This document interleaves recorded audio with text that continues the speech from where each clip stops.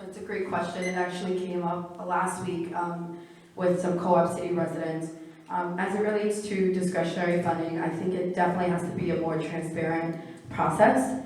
I also think it has to be more equitable. What I have seen as a small business owner in this district is that sometimes certain organizations are funded and other organizations are left out and don't get an opportunity.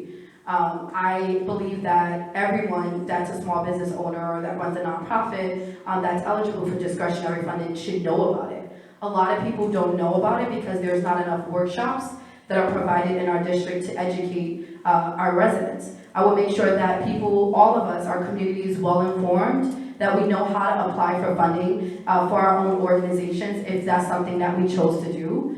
And I will also make sure it's equitable again, that I'm not just funding a certain organization because I have a political interest or some kind of private interest, but that it's really something that the district needs. So it's evaluating all of those things, making sure that if there are nonprofits, that they all have access to be able to apply to discretionary funding to make sure that our budget process is more transparent and more equitable in our district, and that's something that I would do if I'm elected as city council. Ms. Johnson?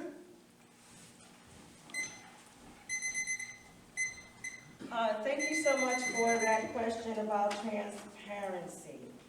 So I run a nonprofit organization as well, and I've never really heard of workshops to help other nonprofits to get discretionary funds.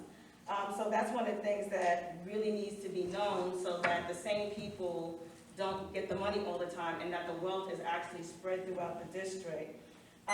When it comes to participatory budgeting, and I agree, that was one of the things that our councilmen did not do in this district. And I remember when Melissa Viverito had workshops on it, and I went to those workshops, and I understood how meaning and powerful it is for you who are sitting in this audience to be able to decide where the money goes in this district. There's also something called NAB, which is the Department of Youth and Community Development has a NAB, Neighborhood Advisory Board, that I sat on as president. And we gave out $252,000 to organizations that are in this community. And it wasn't done by our politicians. It was done by you, the people who sat on the board, and you gave that money out, and they are still doing it. And yes, you can still be a part of the Neighborhood Advisory Board, because most of our politicians, because they cannot control it, do not put anybody on that board. They have appointees to the board, but they don't put them on the board. But this is a very valuable program for you and churches to get money. Now, when we talk about character, let's talk about character.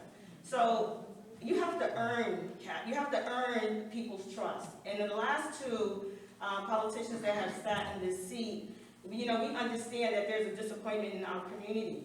We understand that there's a void in our community. We understand there needs to be a refreshing of our community. And what happens is that all the candidates are here have to earn your trust. I have to earn your trust. I'm willing to earn your trust. But when you go into a seat like this, you have to understand who the candidates are and where their money is coming from. So when I took donations, I only took donations from the community. I did not take it from real estate developers. I did not take it from corporations. And I did not take it from political action committees. I took it from you, the people in our community, because I wanted your voice to be heard. I am going into office with no strings attached to me. And how do you find those strings? Well, it's called Campaign Finance Board. And I mean this, please go and research, because we have candidates who are taking dark money and they have people in their pockets. Long are the days of that. We need someone in this office to speak for the people, be about the people, and represent this community and not special interests. And I am that person for the job. Thank you so much.